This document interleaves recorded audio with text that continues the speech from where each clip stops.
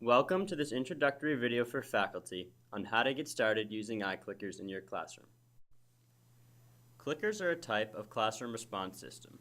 They are handheld devices similar to a TV remote control and allow you to pose questions to students using PowerPoint slides or other prompts and to receive instantaneous student feedback. In addition to your computer, here's what you'll need to start using iClickers: a base station, a flash drive with the iClicker software, a USB cable, and an instructor remote. To begin using clickers in your classroom, insert the iClicker flash drive into the flash memory slot in the back of the base station. Also confirm that the USB cable is connected to both the base station and your computer's USB port. The next step is to locate the iClicker software on your desktop. If you're using a Windows machine, you'll likely find it under the E or F drive. If you're using a Mac, it will likely appear on your desktop. Here, it has appeared as no name. Before we open the iClicker software, I'd just like to point out the iClicker Quick Start Guide PDF document. This document will answer almost all questions for both basic and advanced iClicker users. Now we're ready to open the iClicker software. To do this, we double-click the iClicker icon. We're going to have to add a course, so we select Add Course. I'll call our course Bio 1.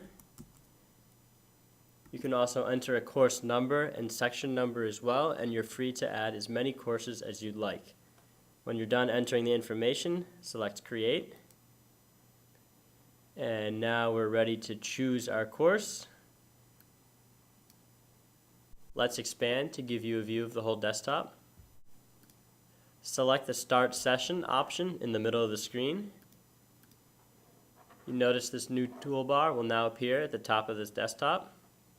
When you are ready to begin polling students, advise them to turn on their clickers.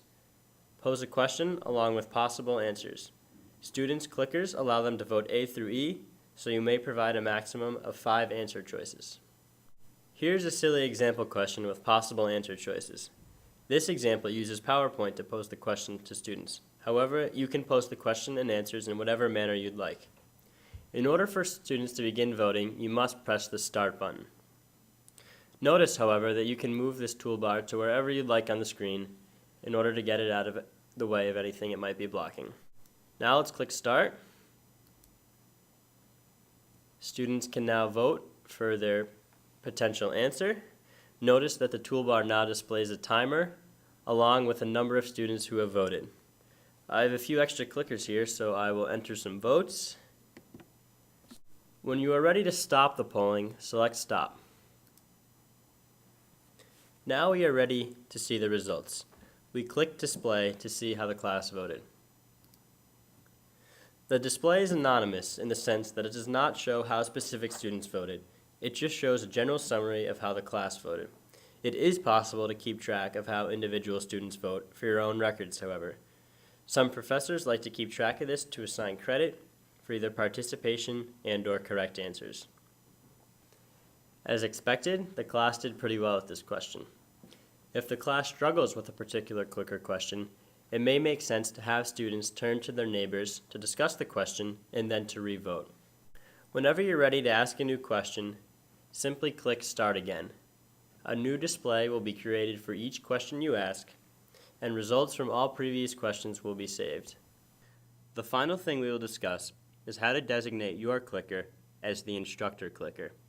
Doing this will allow you to control much of the same functionality that we have just discussed, but from your clicker instead of from your computer. To designate your clicker as the instructor clicker, click the downward arrow in the toolbar. Select Settings and Preferences, and where it says Instructor's Remote ID, enter the 8-character code printed on the back of your iClicker. The instructor clicker can now be used to start the active vote, to stop the active vote, to show and hide the display graph,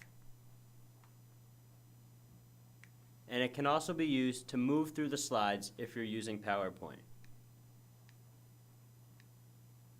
Thank you for watching this video on how to get started with iClickers. Tufts UIT maintains a set of clickers and receivers that faculty can borrow as you're experimenting for the first time. Please feel free to contact us at teachtufts@tufts.edu with any questions.